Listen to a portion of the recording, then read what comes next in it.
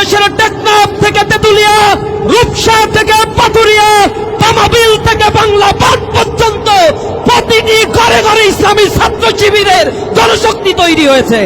এই জমিন আমাদের রক্তে কেনা, এখানে আমাদের শহীদদের রক্ত ঝরেছে, এখানে বুলডোজার দিয়ে আমাদের ঘর বাড়ি ভেঙে দেওয়া হয়েছে, এখানে আমাদের ঘর বাড়ি থেকে উচ্ছেদ করা হয়েছে, কিন্তু আমরা দমিত হই নাই, আমরা দমিত হওয়ার পাত্র নই।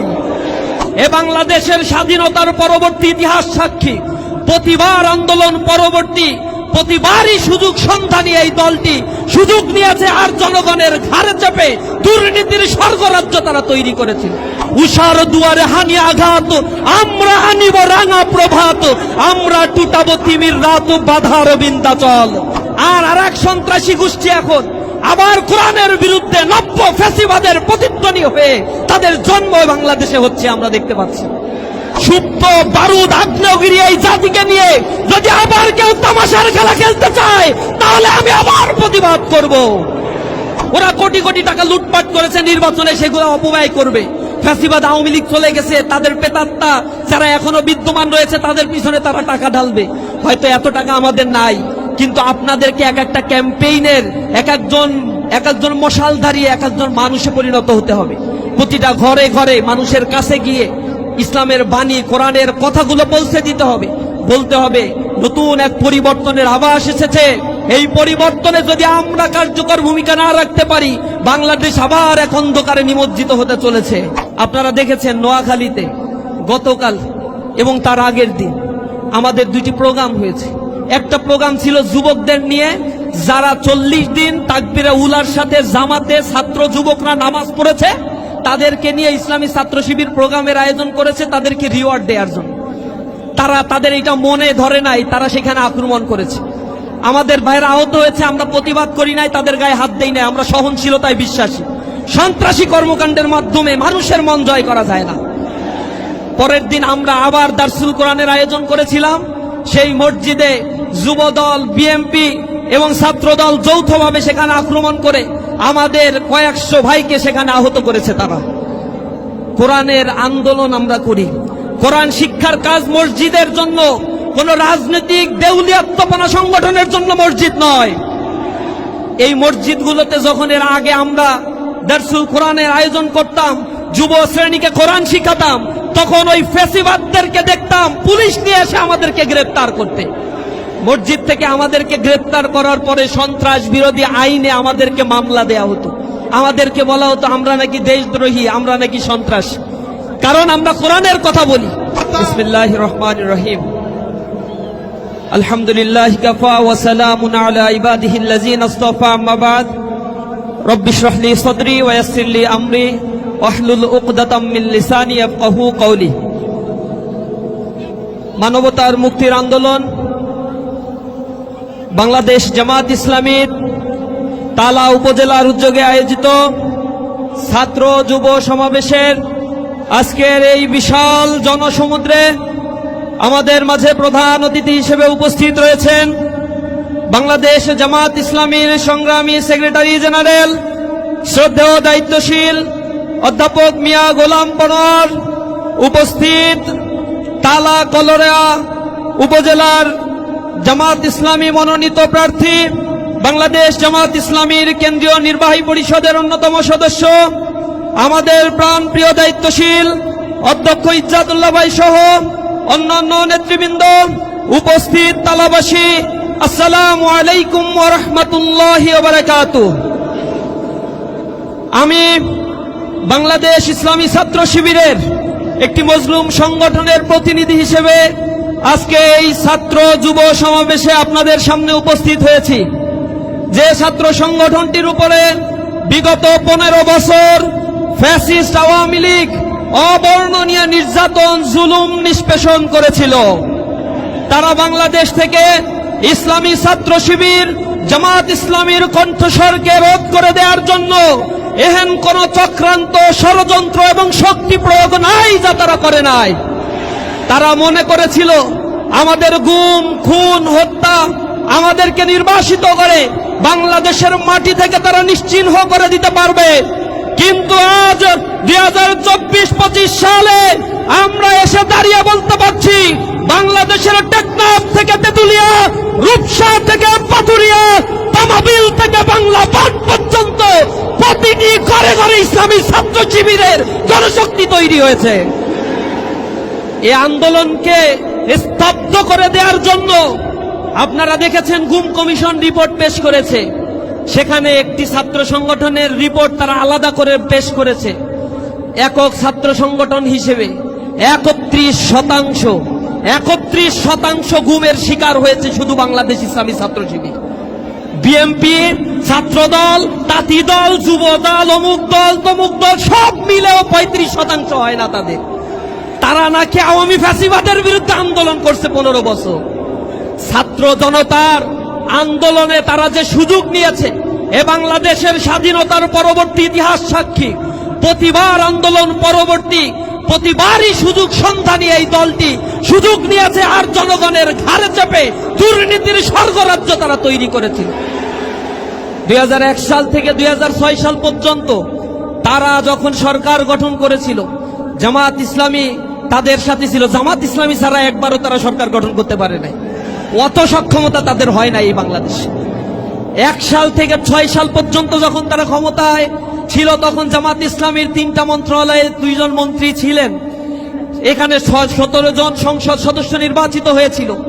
জামাত ইসলামীর একজন নির্বাচিত সংসদ সদস্যের বিরুদ্ধে কোনো এলিগেশন, কোনো দুর্নীতি, টাস্কফোর্স, দুর্নীতি দমন কমিশন টাস্কফোর্স গঠন করেও তারা পায় নাই। কিন্তু এই সময়ে তিনবার দুর্নীতিতেই বাংলাদেশ চ্যাম্পিয়ন হয়েছিল। আমার প্রশ্ন, ওই সময়ে কারা তখন দুর্নীতিতে লিপ্ত হয়েছিল? জনগণ সেই কথাগুলো ভুলে যায় নাই। জনগণ তাদেরকে জবাব দেওয়ার জন্য প্রস্তুত আছে।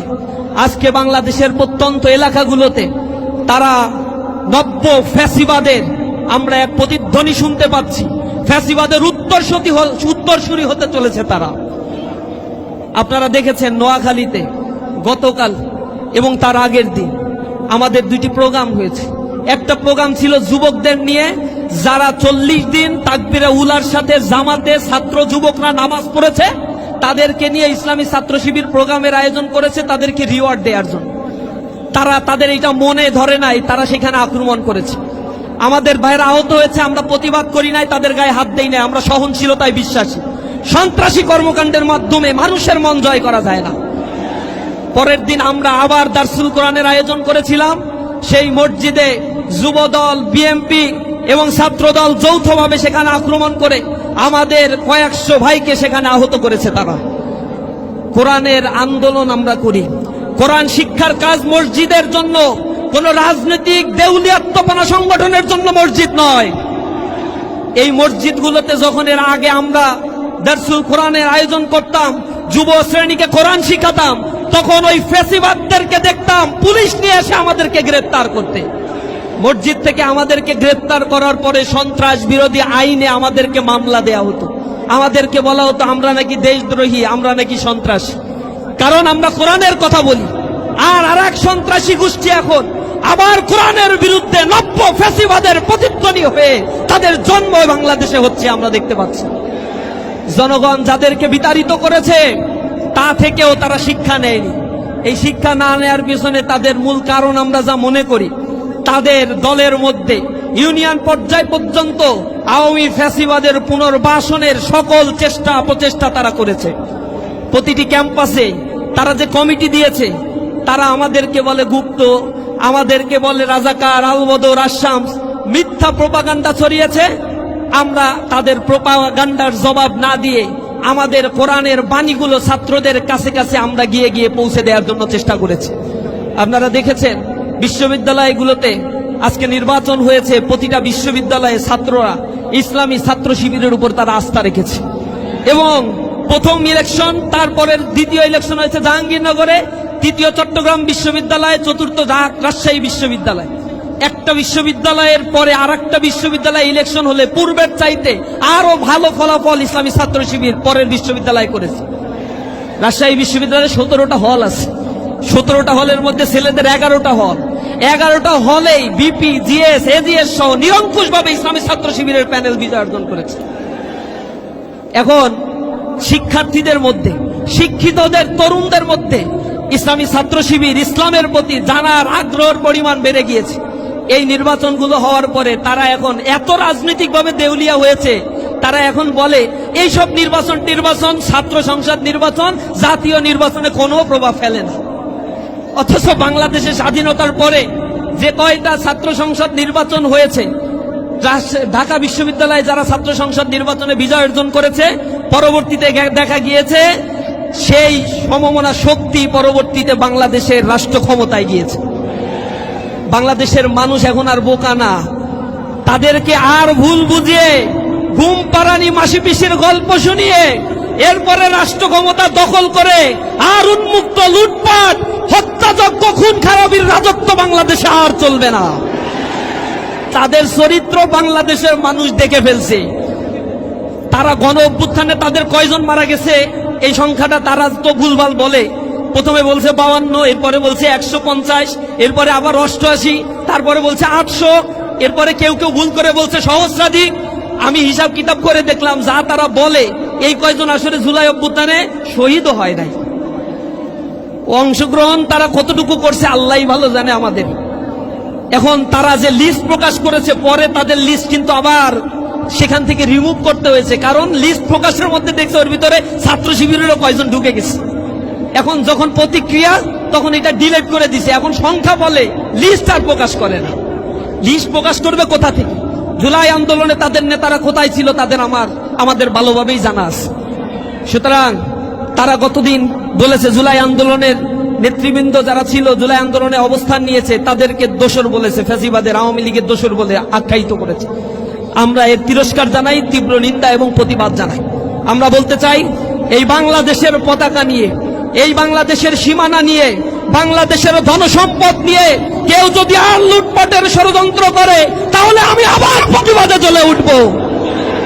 আমার এই জাতিকে, সুপ্ত বারুদ আগ্নেয়গিরি এই জাতিকে নিয়ে যদি আবার কেউ তামাশার খেলা খেলতে চায়, তাহলে আমি আবার প্রতিবাদ করব। আমরা জীবন দিতে শিখেছি, যে জাতি জীবন দিতে শিখেছে তাদেরকে আর কেউ পিছনে হাঁটাতে পারবে না। কলরোয়া উপজেলা জেগেছে, এই জমিন আমাদের রক্তে কেনা, এখানে আমাদের শহীদদের রক্ত ঝরেছে, এখানে বুলডোজার দিয়ে আমাদের ঘর বাড়ি ভেঙে দেওয়া হয়েছে, এখানে আমাদের ঘর বাড়ি থেকে উচ্ছেদ করা হয়েছে, কিন্তু আমরা দমিত হই নাই, আমরা দমিত হওয়ার পাত্র নই। আমরা জেগে উঠবো ইনশাআল্লাহ। উষার দুয়ারে হানি আঘাত, আমরা আনিব রাঙা প্রভাত, আমরা টুটাবো তিমির রাত, বাধার বিন্ধ্যাচল। আমরা অন্ধকার বিদূরিত করে দেওয়ার জন্য আমরা মানসিকতায় সেই খোদার বাণী লালন করে আমরা আমাদের জীবনকে গড়ে তুলি।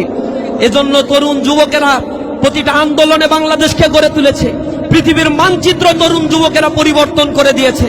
আজকে আমরা শপথ দিতে হবে, মানুষের কাছে দিন ইসলামের কথাগুলো বলবো। ওরা হিংসা ছড়াবে, ওরা কোটি কোটি টাকা লুটপাট করেছে নির্বাচনে, সেগুলো অপব্যয় করবে।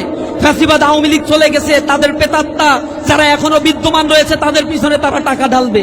হয়তো এত টাকা আমাদের নাই, কিন্তু আপনাদেরকে এক একটা ক্যাম্পেইনের এক একজন মশালধারী এক একজন মানুষে পরিণত হতে হবে। প্রতিটা ঘরে ঘরে মানুষের কাছে গিয়ে ইসলামের বাণী, কোরআনের কথাগুলো পৌঁছে দিতে হবে।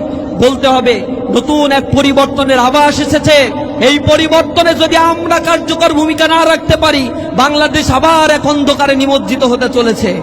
সুতরাং আমরা এই বাংলাদেশের অস্তিত্বকে, বাংলাদেশের সার্বভৌমত্বকে টিকিয়ে রাখার জন্য আমাদের নিজ নিজ জায়গা থেকে সবাই সংকল্পবদ্ধ হব।